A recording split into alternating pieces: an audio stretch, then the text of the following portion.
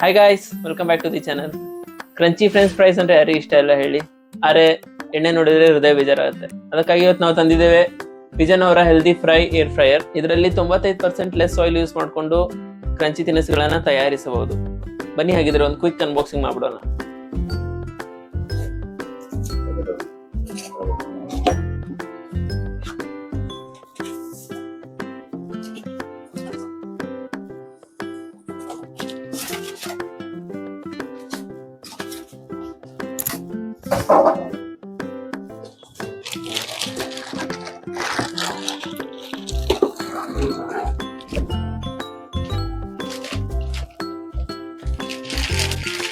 Simple design, ಜಾಸ್ತಿ ಏನು accessories ಬರಲ್ಲ. ಇದ್ರ ಜೊತೆ ಒಂದು ಪವರ್ ಕೋಟ್ ಇದೆ.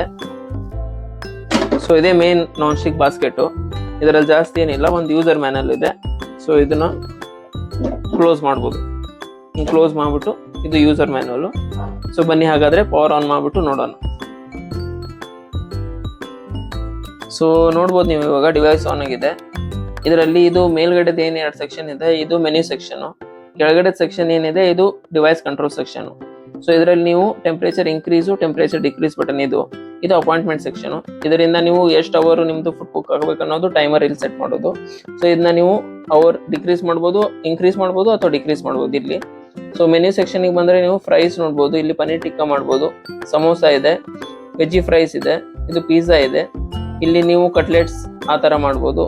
ಇಲ್ಲಿ ಕಪ್ ಕೇಕ್ಸ್ ಇದೆ, ಆಮೇಲೆ ಇಲ್ಲಿ ಬನಾನಾ ಚಿಪ್ಸ್ ಇದೆ, ಆಮೇಲೆ ಇದು ಡೀಪ್ ರೋಸ್ಟ್ ಬಟನ್. ಸೊ ಬನ್ನಿ, ಯೂಸರ್ ಮ್ಯಾನುವಲ್ ಅಲ್ಲಿ ಕೆಲವೊಂದು ಡೂಸ್ ಅಂಡ್ ಡೋಂಟ್ಸ್ ಅಂತ ಕೊಟ್ಟಿದ್ದಾರೆ. ನಾನು ಕೆಲವೊಂದು ಇಂಪಾರ್ಟೆಂಟ್ ಅನ್ನ ನಿಮ್ಗೆ ಹೇಳಿಕೊಟ್ಬಿಡ್ತೀನಿ. ಇದು ಏರ್ ಫ್ರೈಯರ್ ಆಗಿರೋದ್ರಿಂದ ಇದರಲ್ಲಿ ಕುಕಿಂಗ್ ಆಯಿಲ್ ಯೂಸ್ ಮಾಡೋದು ನೆಸೆಸಿಟಿ ಇಲ್ಲ.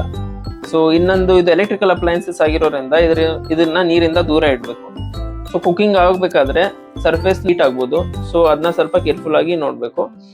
ಆಮೇಲೆ ಒನ್ಸ್ ಕುಕಿಂಗ್ ಆದ್ಮೇಲೆ ಬಾಸ್ಕೆಟು ಹಾಟ್ ಆಗಿರುತ್ತೆ. ಸೊ ಇದನ್ನ ಕೇರ್ಫುಲ್ ಆಗಿ ಹ್ಯಾಂಡಲ್ ಮಾಡಬೇಕು.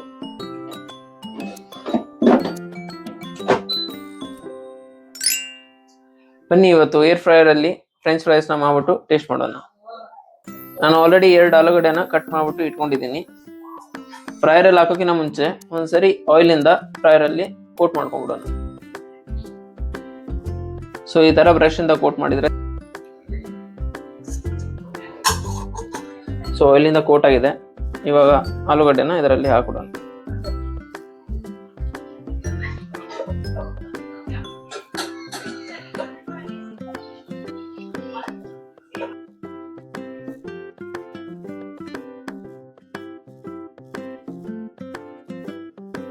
ಆಲೂಗಡ್ಡೆನ ನಾನು ಇದರಲ್ಲಿ ಟ್ರಾನ್ಸ್ಫರ್ ಮಾಡಿದ್ದೀನಿ. ನೀವು ಬೇಕಾದ್ರೆ ಮೇಲೆ ಇನ್ನೊಂದು ಸ್ವಲ್ಪ ಆಯಿಲ್ ನ ಸ್ಪ್ರೇ ಮಾಡ್ಕೋಬಹುದು, ಅಥವಾ ಹೀಗೇನೆ ಇಟ್ಟರು ನಡೆಯುತ್ತೆ. ಸೊ ನಾವು ಬಾಸ್ಕೆಟ್ ನ ಮೂವ್ ಮಾಡ್ತಿದ್ದೀನಿ. ಇಲ್ಲಿ ನೀವು ಟೆಂಪರೇಚರ್ನ 200 ಡಿಗ್ರಿ ಸೆಲ್ಸಿಯಸ್ ಅಲ್ಲಿ 14 ಮಿನಿಟ್ಸ್ ಇಟ್ಬಿಟ್ಟು ಸ್ಟಾರ್ಟ್ ಮಾಡಿದ್ರೆ ಸಾಕು.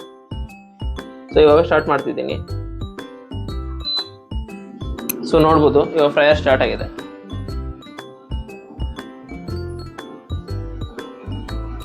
ಸೊ 14 ಮಿನಿಟ್ಸ್ ನಾವು ಇವಾಗ ಇದನ್ನ 200 ಡಿಗ್ರಿ ಸೆಲ್ಸಿಯಸ್ ಅಲ್ಲಿ ಏರ್ ಫ್ರೈಯರ್ ಆಗಿ ಬಿಡ್ತಿದ್ದೀವಿ.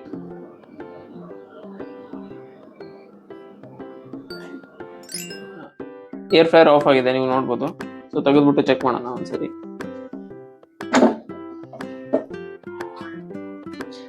ಸೊ ನಾವು 14 ನಿಮಿಷ ಇಟ್ಟಿದ್ದಕ್ಕೆ ಇದು ಕ್ರಿಸ್ಪಿ ಆಗಿದೆ, ಗೋಲ್ಡನ್ ಬ್ರೌನ್ ವರ್ಗು.